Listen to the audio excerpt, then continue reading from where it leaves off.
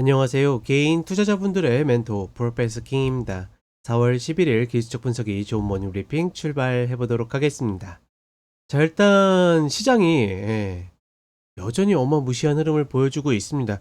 특히나 어제 어느 정도 이제 좀 이슈가 소강이 되면서 오늘 뭐 밀리더라도 박스를 유지하지 않을까 싶었는데 장중에 서킷 브레이크가 걸리기 바로 직전까지 하락을 하면서 정말 기사회생하는 모습이고, 뭐 그렇다 하더라도 시장이 전반적으로 좀 매물을 받아내면서 좀 하락하는 모습을 가져가고 있고, 이거에 대해서 어떤 특별한 이슈가 있느냐? 그렇지도 않은 모습이었습니다. 특히나 장전이든 장중이든 어떤 지표 발표나 이런 거에 있어서는 오히려 특이한 상황들이 없었는데, 시장이 하락하다 보니까 이제 여러 가지 말들이 나오는 거죠. 뭐 대표적으로는 중국 관세가 125%인 줄 알았더니 140%가 넘는다라든가, 뭐 다시 계산해 보니 그렇다라더라.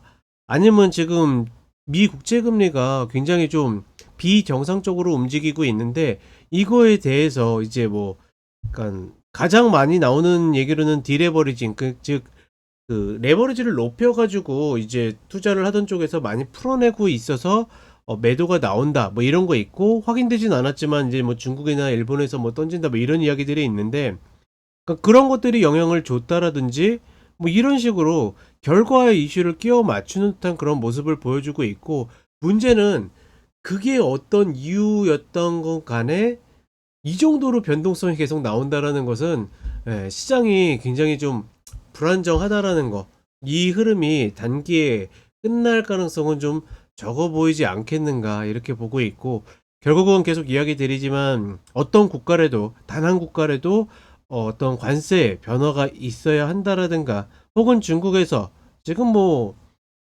누가 봐도 둘이 잘 될 가능성은 되게 적어 보이죠.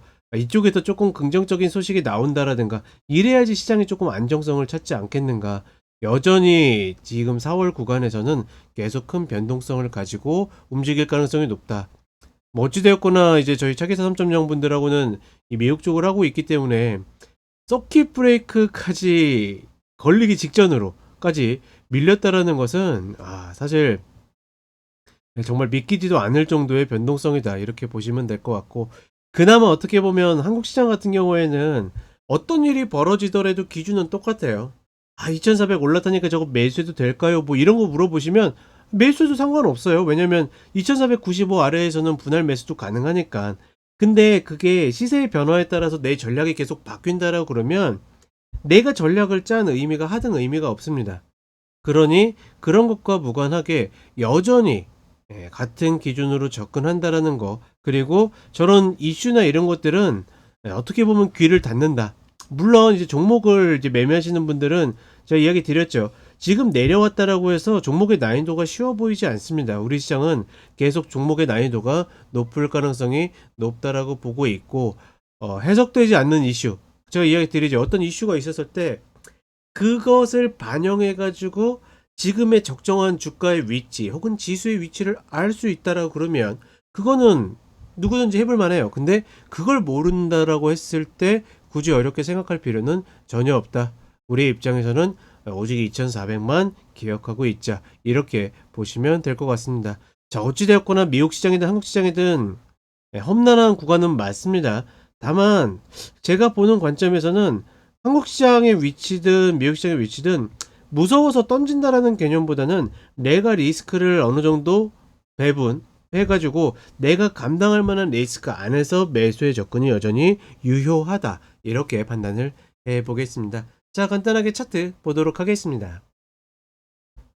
사실 어떻게 보면 어제 이 어마무시한 상승보다 오늘 흐름이 훨씬 더 어려웠습니다.